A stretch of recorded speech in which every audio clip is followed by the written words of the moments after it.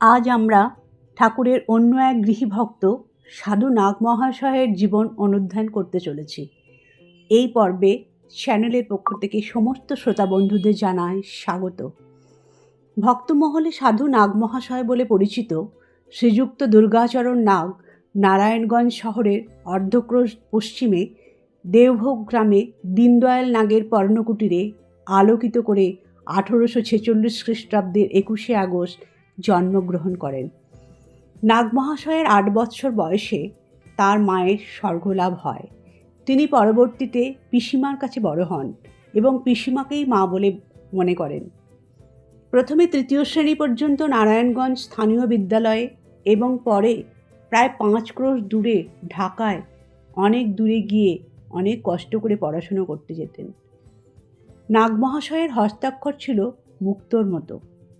পরে পড়বার জন্য কলকাতায় যান পিতার কাছে।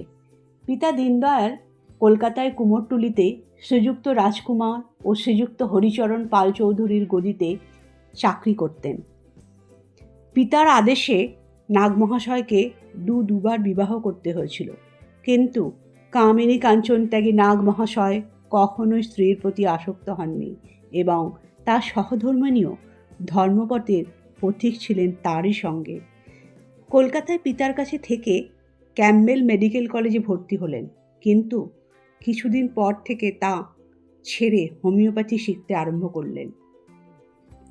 ধর্মের জন্য সংসার বুদ্ধি স্বেচ্ছায় ত্যাগ করলেও বৈষ্ণব বৈষ্ণবী, ভৈরব ভৈরবী একসঙ্গে ভিক্ষায় এলে সমালোচনা করে তাদের অবিলম্বে অন্যত্র যেতে বাধ্য করতেন। ধর্মজীবনের ভাব চেপে রাখাই ছিল তাঁর স্বভাব। তিনি বলতেন, যত থাকে গুপ্ত তত হয় পোক্ত, যত হয় ব্যক্ত তত হয় তক্ত। ঈশ্বর লাভের লালসায় উন্মাদ প্রায় নাগ মহাশয় বন্ধু সুরেশচন্দ্রের সঙ্গে প্রথমবার দক্ষিণেশ্বরে ঠাকুর শ্রীরামকৃষ্ণের সঙ্গে মিলিত হন, কিন্তু ভূমিষ্ঠ হয়ে প্রণামান্তে ঠাকুরের পদধূলি নিতে অগ্রসর হলে ঠাকুর চরণ স্পর্শ করতে দিলেন না। এইভাবে আবার একদিন ঠাকুরের কাছে উপস্থিত হলে তাকে দেখে বহুদিন পরে আত্মীয় মিলনে যেরূপ হয় সেই রূপ উৎফুল্ল কণ্ঠে বলে উঠলেন, ঠাকুর এসেছো? তা বেশ করেছো। আমি যে তোমাদের জন্য হেথায় বসে আছি। তারপর নাগ মহাশয়কে পাশে বসিয়ে ডেকে বললেন, ভয় কি?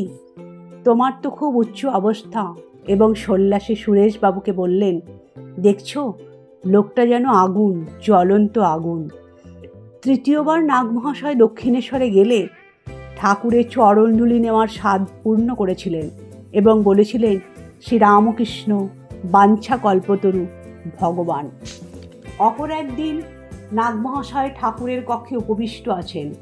এমন সময় চিদানন্দরূপঃ শিবহং শিবহং ইত্যাদি শঙ্করাচার্য বিরচিত স্তোত্রটি আবৃত্তি করতে করতে নরেন্দ্রনাথ সেখানে প্রবেশ করলেন।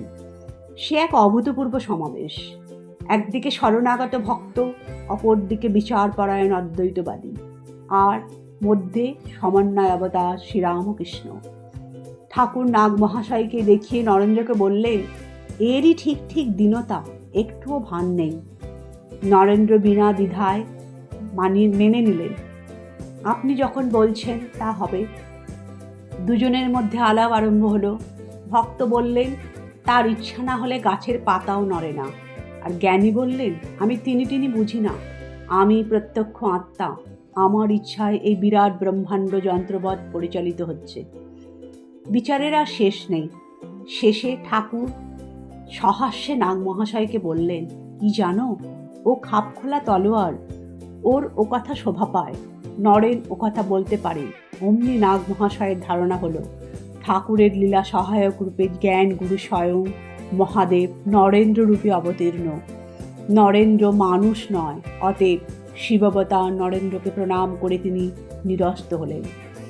দক্ষিণেশ্বরে উপনীত নাগ মহাশয় একদিন শুনলেন ঠাকুর বলছেন, ডাক্তার, উকিল, বক্তা, দালাল, এদের ঠিক ঠিক ধর্মলাভ হওয়া কঠিন। এতটুকু ওষুধে মন পড়ে থাকবে, তাহলে কি করে বিরাট ব্রহ্মাণ্ডের ধারণা হতে পারবে? তখনই নাগ মহাশয়ের সংকল্প স্থির হয়ে গেল। তিনি ঘরে ফিরে ওষুধের বাক্স, চিকিৎসার পুস্তক গঙ্গাজলে বিসর্জন দিয়ে সংসারের একটা পাশ থেকে চিরতরে মুক্তি পেয়ে গেলেন। দক্ষিণেশ্বরে ঠাকুর তাকে বলেন, তুমি জনকের মতো গৃহস্থশ্রমে থাকবে, তোমায় দেখে গৃহীরা যথার্থ গৃহস্থের ধর্ম শিখবে। সুতরাং নাগমহাশয় ঠাকুরের ইচ্ছার বিরুদ্ধে কখনোই সংসার ত্যাগ করতে পারেননি। নাগমহাশয় ছিলেন অত্যন্ত সত্যপরায়ণ ও সেবাপরায়ণ। চিকিৎসক হিসাবে খুব ভালো থাকলেও তিনি সারা জীবন চিকিৎসাটাকে সেবা কাজ হিসাবে গ্রহণ করেছিলেন। এতে তাকে অনেক আর্থিক কষ্টের সম্মুখীন হতে হয়েছিল। মহাকবি গিরিশচন্দ্র বলেছিলেন, নরেনকে ও নাগমহাশয়কে বাঁধতে গিয়ে মহামায়া বড়ই বিপদে পড়েছেন। নরেনকে যত বাঁধেন সে তত বড় হয়ে যায়, মায়ার দড়ি আর কুলোয় না। শেষে নরেন এত বড় হলো যে মায়া হতাশ হয়ে তাকে ছেড়ে দিলেন। নাগমহাশয়কেও মহামায়া বাঁধতে লাগলেন, কিন্তু তিনি যত বাঁধেন নাগমহাশয় তত সরু হয়ে যান। ক্রমে এত সরু হলেন যে মায়াজালের মধ্যে দিয়ে গলে চলে গেলেন। ঠাকুরের দেহত্যাগের পর তার অদর্শনে নাগমহাশয় দেশে ফিরে গেলেন এবং নিজের সহধর্মিণীর সঙ্গে গৃহস্থাশ্রম পালন করতে লাগলেন। কিন্তু তিনি যখন কলকাতায় আসতেন, আলমবাজার মঠে গিয়ে সাধুদের সঙ্গে সাক্ষাৎ করতেন এবং শ্রীরামকৃষ্ণ প্রসঙ্গে অনেকক্ষণ কাটাতেন। একবার বেলুড়ে নীলাম্বরবাবুর উদ্যানে এসে তিনি শ্রী শ্রী মাতা ঠাকুরানীর শ্রীচরণ দর্শন করেন। স্বামী প্রেমানন্দ তার অসুস্থ দেহকে, কম্পমান দেহকে ধরে ধরে মাতা ঠাকুরানীর কাছে নিয়ে গেছিলেন এবং তার আনিত সন্দেশ গ্রহণ করেছিলেন। সহস্তে তাকে প্রসাদও খাইয়ে দিয়েছিলেন। তাই ফিরবার পথে নাগমহাশয় ভাবের ঘোরে বারংবার বলেছিলেন, বাপের চেয়ে মা দয়াল, বাপের চেয়ে মা দয়াল।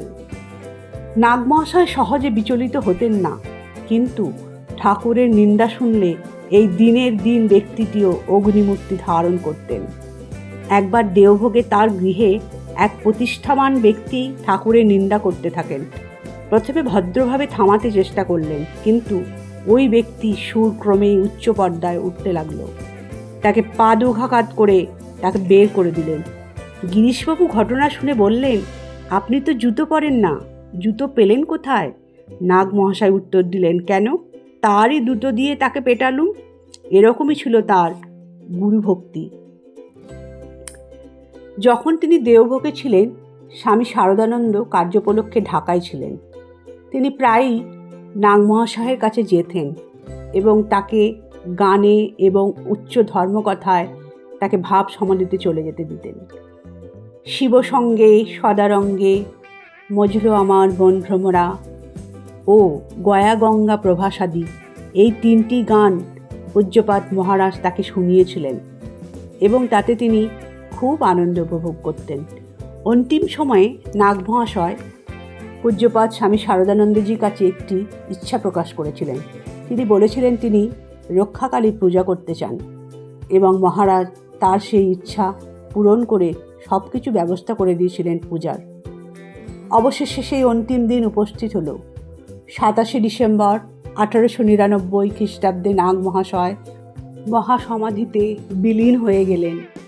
সাধু নাগমহাশয়ের জীবন ছিল ভগবানের পূজার দ্বীপ, যে দ্বীপের নিরবিচ্ছিন্ন দহনে শ্রী ভগবানের মন্দির রূপ অসংখ্য ভক্তের হৃদয় আলোকিত হয়ে আসছে। শ্রীরামকৃষ্ণদেবের মহাভক্ত নাগমহাশয়ের চরণে আমার ভক্তিপূর্ণ প্রণাম ও সশ্রদ্ধ অঞ্জলি জানিয়ে আজকের অনুধ্যান এখানেই শেষ করলাম। সমস্ত দর্শকবৃন্দকে জানাই ধন্যবাদ।